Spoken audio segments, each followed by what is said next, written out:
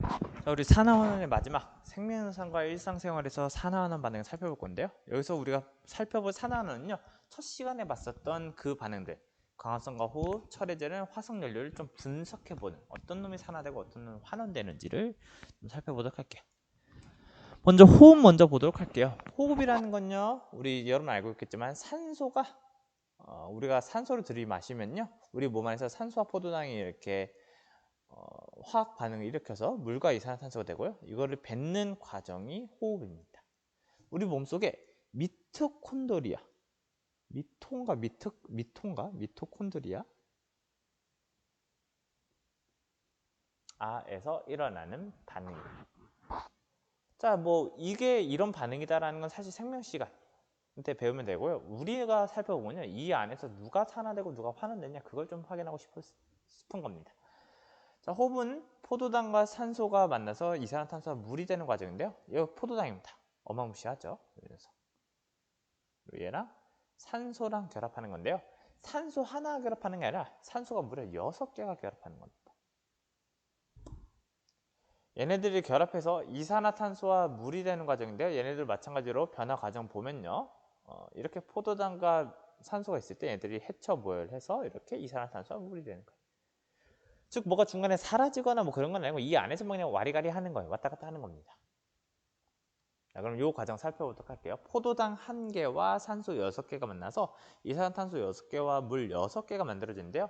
우리는 누가 산화되고 누가 환원되냐를 보고 싶습니다. 즉 누가 산소를 얻고 누가 산소를 잃냐, 이걸 확인해 주면 좋을 것 같아요.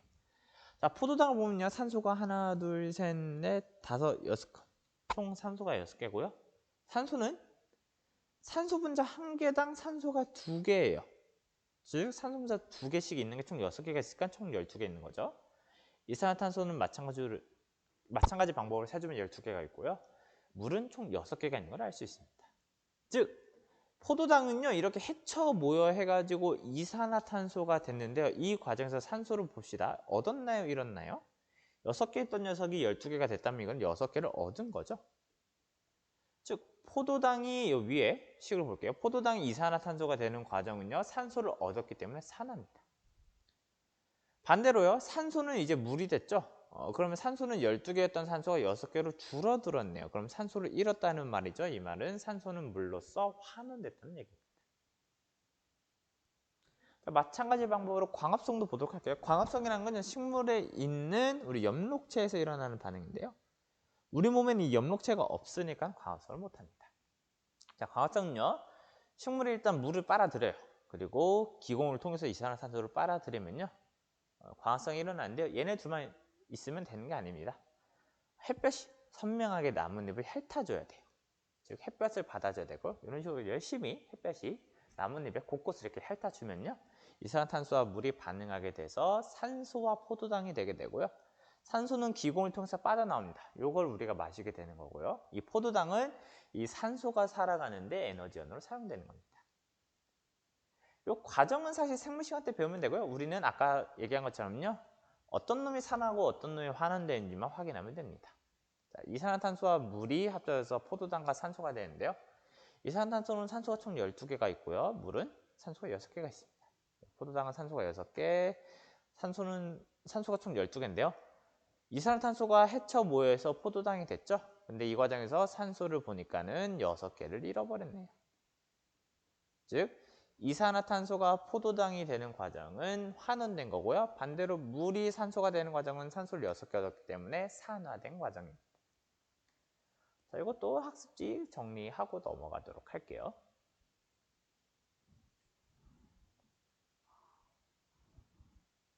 자, 두 번째, 연소 살펴보도록 하겠습니다. 우리 연소, 지난번에 얘기했던 것처럼요, 연소 과정은 어떤 타는 물질에 발화점 이상의 온도를 붙여주게 되면은 여기에 산소가 들러붙게 되면서 열 에너지가 발생하는 과정을 연소라고 합니다. 자, 근데 타는 물질을 아무거나 써도 상관은 없어요. 근데 우리는 이제 일상생활에서 많이 사용하는 연소를 살펴볼 건데요. 그 일상생활에서 사용하는 게 메테인입니다. 메탄이라고 하는 건데요. 이걸 좀 많이 사용을 한대요. 이 메탄이 연소되는 과정은요, 이 메탄에 산소 2개가 들러붙게 되면요, 이산화탄소 1개와 물 2개가 만들어지는 과정입니다. 얘도 마찬가지로 산화원을 살펴보기 위해서 우리 산소의 개수 좀 세도록 할게요. 메테인에는 산소가 없습니다. 산소에는 산소가 4개 있고요. 이산화탄소에는 산소가 2개, 물에는 산소가 2개 있는 걸 확인할 수 있겠네요. 자, 메테인은요, 해처 모약에서 이산화탄소가 있는데 이 과정에서 산소가 2개 추가됐죠. 그 말은즉슨 메테인이 이산화탄소가 되는 과정은 산화된 겁니다. 반대로 산소는 원래 산소가 4개 있다가 물이 되면서 산소가 2개 됐죠. 그러면 산소는 반대로 환원된 거네요. 이렇게 좀 확인해 볼 수 있겠네요. 마지막 철의 재련 살펴보도록 할게요. 철의 재련 지난번에 얘기했듯이 지난 시간에 얘기했듯이요. 산화철, 녹슨철을 코크스와 함께 용광로 안에 넣어서 쉐끼 섞어주고 나서 순수한 철을 얻는 과정이라고 했는데요. 이렇게 1년의 과정으로 얘기했지만 사실 이 안에는 2가지 과정이 연속적으로 일어납니다. 산화철은 분자식으로 이렇게 써요. Fe2O3라고 쓰고요. 코크스는 탄소 덩어리니까 이렇게 C라고 적습니다. 자, 먼저 코크스가 먼저 이 용광로 안에서 반응이 일어나요. 코크스 안에 산소가 들러붙으면서 얘는 일산화탄소가 됩니다. 그리고 이 안에 산화철을 넣어주고 이 일산화탄소와 산화철이 반응해서 순수화철과 이산화탄소가 만들어지는 과정이에요. 이 전체 과정을 2가지 과정을 나눠서 이제 살펴보도록 할게요. 첫 번째, 코크스와 산소가 결합해서 일산화탄소가 되는 과정. 코크스는요, 산소가 없습니다. 그리고 산소는 산소가 2개 있죠. 그리고 일산화탄소가 보시면요, 산소가 2개 되어 있는 걸 살펴볼 수 있어요. 자, 코크스는 연소를 통해서요, 일산화탄소가 됩니다. 자, 이 과정에서 산소를 2개 얻었죠. 그럼 즉 산화된 걸 우리가 확인할 수 있어요. 산소는 산소 2개였는데 끝나고 나서 산소 2개입니다. 그럼 이건 산화도 환원도 아닌 거 아닌가요? 아니에요. 이 과정도 환원입니다. 자, 우리 지난번에 얘기했듯이 산화가 일어나면요, 무조건 반대급부로 환원이 일어납니다. 그럼 산소는 산소를 잃은 거예요? 얻은 거예요? 자, 여기서는요, 조금 심화해서 얘기하면요, 이 안에서는 사실 산소가 왔다 갔다, 코크스가 산소를 얻은 것처럼 보이지만 사실은 우리 산화환원 하면서 얘기했죠. 산소를 그냥 도구일 뿐이라고요. 코크스는 산소와 결합하면서 전자를 버린 겁니다. 그리고 이 산소는 전자를 얻은 거죠.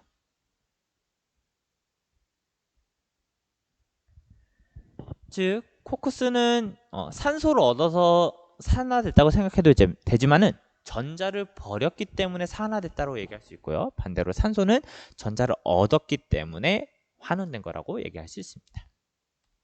그럼 마지막, 이제 이 완성된 일산화탄소 갖고 이제 철의 재련을 할 건데요. 산화철 1개와 일산화탄소 3개가 모여서요, 철 2개와 이산화탄소 3개가 되는 과정을 살펴볼게요. 산화철 보면 알겠지만 산소가 3개 있고요. 일산화탄소 안에는 산소가 3개 있고 철 안에는 산소가 없습니다. 그리고 이산화탄소 안에는 산소가 6개 있는데요. 산화철이 철이 되는 과정에서는 산소를 잃어버렸기 때문에 환원이고요. 일산화탄소가 이산화탄소가 되는 과정은 산화된 것을 확인할 수 있습니다. 자, 이처럼 우리 주변에서 볼 수 있는 산화환원 반응을 이제 분석을 해봤고요. 이걸로써 산화환원에 대한 모든 내용은 다 끝내고요. 다음 시간에는 우리 산과 연결해서 살펴보도록 하겠습니다.